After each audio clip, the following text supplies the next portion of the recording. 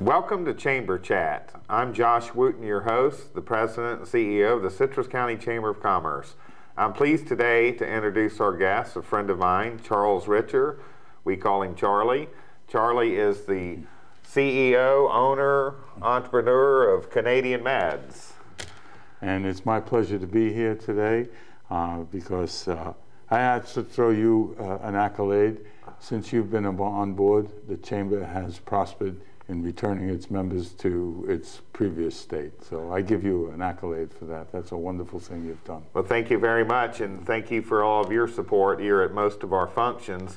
And I want to start out talking a little bit about that. You're involved in so much. I brought you here to talk about your business because I think it's a great business. Mm-hmm. But you're involved in so much. What is your background and what brought you to Citrus County? What brought me to Citrus County was that at 62 years of age, I decided that I had had enough, and I retired. My background is data processing. I retired as a Chief Information Officer for the 8th largest construction firm in the world, and I had 25,000 computers and 35 people under my auspices. And it was a wonderful ride, but it was enough. And I came here at the urging of Mr. Tamposi, and I wound up staying here because the further south I went, the more humidity there was. And I love it here. I will be buried from here. I could tell you that right now. Me and my car. Yeah, your little Beamer convertible that we see you riding around in. It's 9 years old now. Okay, so you got here, and I guess retirement didn't work out so well. Well, if you don't golf, what else are you going to do? So I became very active in the community, and I started 2 previous businesses, which I've sold off. I had a computer repair business where I sent gentlemen to repair computers, home repair. And I had the Penske franchise, which I sold off, because one day I read an article in Time magazine that all this influx of drugs, which was coming from Canada, were coming in at ridiculously low prices. So I convinced my wife that we should go to British Columbia on a vacation and business type trip. And we hooked up with a firm that I no longer do business with. I've graduated from that situation. But I opened a store where I've been for 9 years now, right next to Nick Nicholas Ford, in between Times Square and Nick Nicholas in Largo Plaza. And I've been very fortunate. God's been very good to me. And in my own way, I've tried to give back to this community all the good fortune that I've been able to have. So you've had Canadian Meds for how many years? 9 years now. It was 9 years as of April. Well, and I want to talk more about the business, but you are so active in the community. I mean, I know you're past president or soon to be past president of Rotary Club. What else are you involved in? I'm past president of Inverness Old Town. I'm a director for the Spanish American Club. I'm the treasurer for the Early Learning Coalition, which is the organization funded by the state of Florida to keep youngsters 3 to 5 years old in school.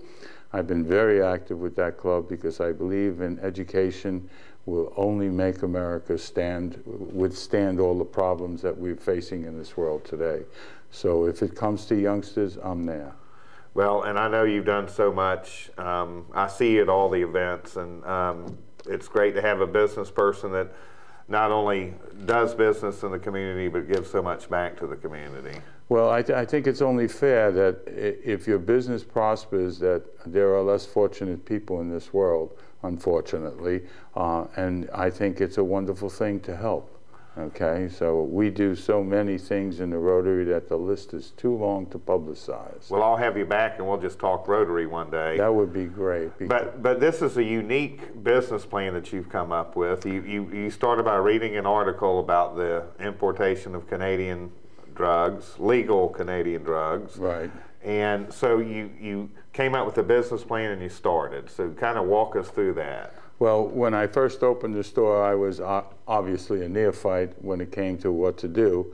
But from day one, the business has been successful, and it's not because of my business acumen. It's really because of a price factor. The American people, unfortunately, pay the highest price for pharmaceuticals in the entire world. And I would gladly shut my doors if somewhere in Congress we would get some sense and do the things right. We're not doing things that are right. The government has tried to institute a plan, but it has left a great big hole in the plan called the donut hole. People exceed their maximum requirement, which is $2,840, simply because even though they're paying out of pocket $50 or $75 or whatever it might be, they're getting charged retail price. Plavix, if a person is a heart person who's got to keep their arteries clean, is $600, give or take a few bucks, in any store, any drugstore. And that's for a month's supply? No, that's for a 3-month supply. 3-month supply? Okay. I sell the same 3-month supply for $105 for 100 pills.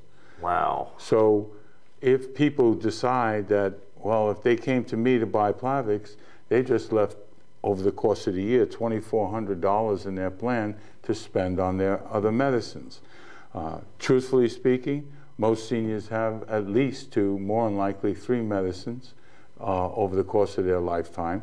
And the medicine obviously does a good job of keeping us alive longer and in better health than we've ever been.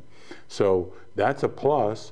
But what's not a plus is the terrible price that we have to pay the pharmaceutical industry for developing these wonderful drugs. And is that why the cost difference is it? I mean, why the cost is different simply because why do you pay $105 for Plavix and $600 in the drugstore? The cost difference is based upon the fact that it's brand versus generic. Now overseas, there is no protection.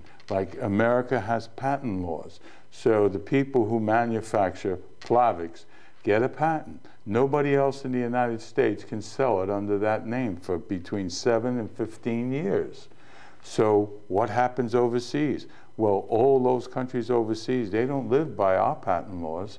So they allow generic manufacturers to make the same chemical equivalent drug, but can't use the name Plavix.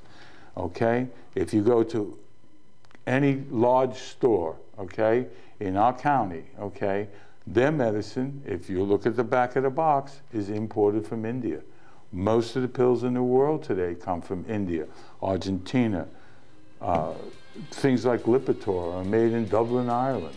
We don't manufacture any pills in the United States, period. Well, I want to talk more about that when we come back. We'll be right back with Charlie Richer from Canadian Meds.